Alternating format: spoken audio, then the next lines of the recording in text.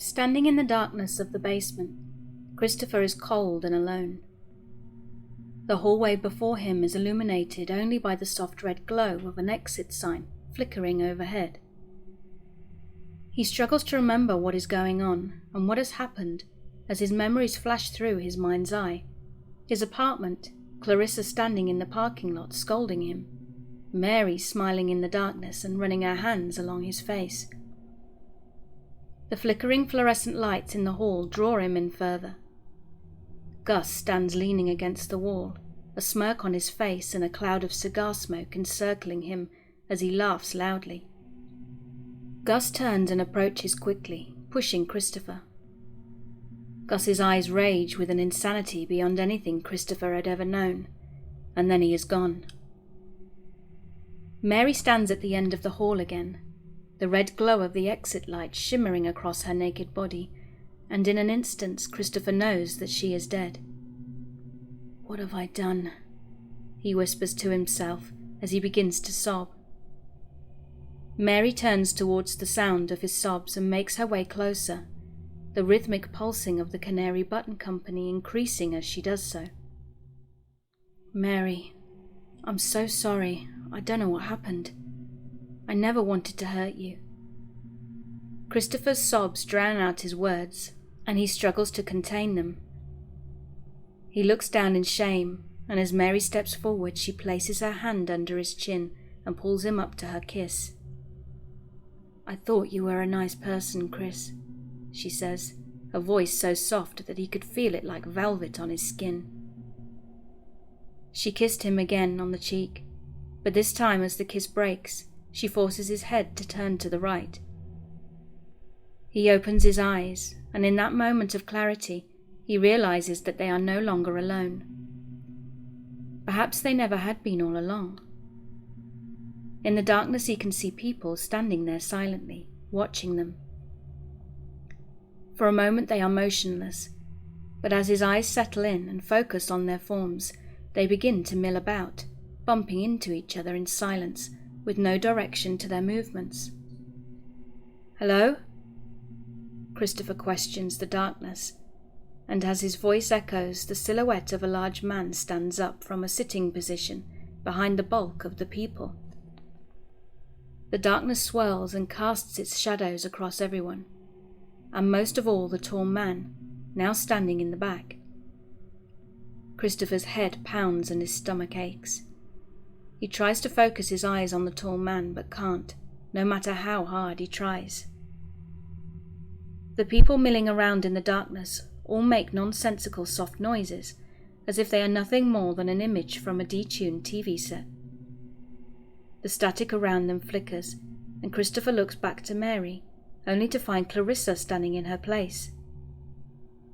Shocked, Christopher clears his throat, looking back to the tall man and then again to Clarissa. Clarissa shakes her head, declining to listen.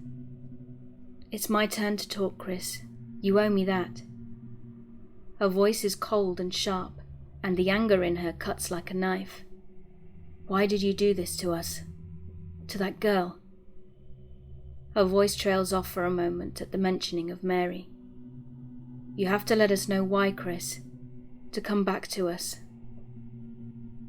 He struggles to speak, but the darkness clogs his throat and silences his voice.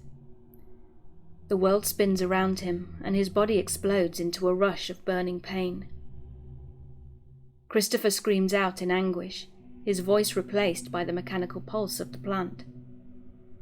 The world illuminates to the point that he can do nothing but cover his eyes and shield his face to deflect the blinding light.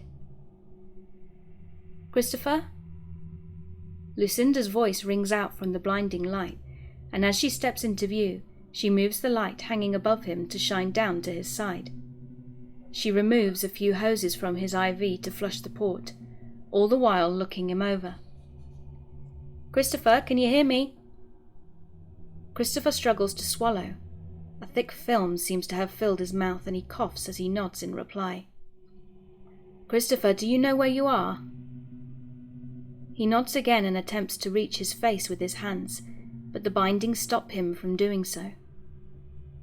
Lucinda sees this and pulls a white cloth from the cart next to them and wipes at his mouth and face.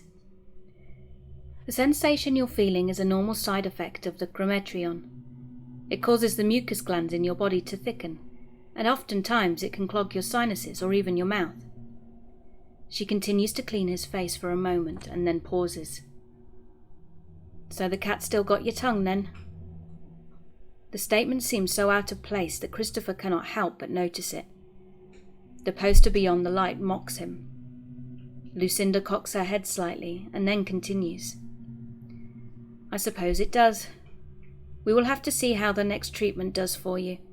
Sometimes it takes multiple sessions to get results. Everyone is different. She moves away from the stretcher, and Christopher can hear her moving things around and writing on papers just out of view. Approaching him again, she states flatly, You are aware that if you cannot at least tell us what is happening, they'll most likely charge you with murder. She looks down to him and her face saddens slightly. If we don't get some kind of reaction, we cannot guarantee that you will stay with us here at Belton Abbey. Christopher's eyes tear up slowly, but no matter how hard he tries, his voice will not part with his mind. Perhaps tomorrow. Lucinda smiles and turns the overhead light out completely before unlocking the wheels on the bed that Christopher is bound to.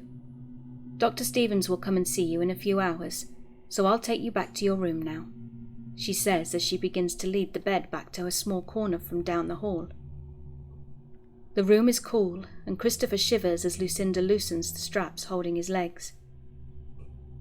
You're not going to give me any trouble now, are you, Christopher? She looks down at him and then to his wrist straps. Christopher shakes his head and does his best to smile. Lucinda unstraps his hands and steps back. Christopher sits up and runs his hands over his face and then pushes his hair back and sighs. He looks down to the floor and to his bare feet. He turns towards Lucinda and rises to his feet. His body aches and he moves to a small chair in the corner. Lucinda smiles. Glad to see you're starting to feel better. The doctor will be in later to check in on you. If you need anything, you know how to get me. She nods to a blue switch on the wall. Christopher smiles, but as the door shuts behind Lucinda, the world again begins to spin around him. Lucinda exits the room, and as she does so, the door's mechanical latches engage and lock Christopher within its walls. Christopher tries to wet his mouth by moving his tongue. It's thick syrup-like saliva giving him no relief. Christopher leans back in the chair against the wall, the side of his face touching the cold block that surrounds him as he does. The coolness calms him, and as his body relaxes, he tries to make sense of what happened during the last session. He sits up in the chair and pulls away from the wall. Across the room, the tall man stands silently watching from the corner. Christopher jumps back in the seat momentarily and then stands to his feet, backing himself into the corner as he stares in shock at the tall man across the room. The man appears as more of a shadow than a person, but as he moves around the room, it assures Christopher that it is indeed real as it pulls the blanket off the bed and drops it to the floor. Christopher panics, his pulse is pounding, and he looks for a means of escape as the tall man separates him from the door. Christopher tries to yell out, but instead of his voice, a mechanical screech tears from his throat. He grasps his mouth with both hands, eyes widened and horrified. The tall man shifts his head and leans closer to Christopher. His arm reaches out, and although there seems to be 10 feet between them, a single finger touches Christopher's forehead and runs down his nose to his lips. The touch makes his head spin. Christopher jerks away, but is suddenly engulfed by the tall man, his face in between 2 inhuman hands that pull and pinch his skin. There is another mechanical screech. His throat screams out in pain, and Christopher falls to the floor and into darkness.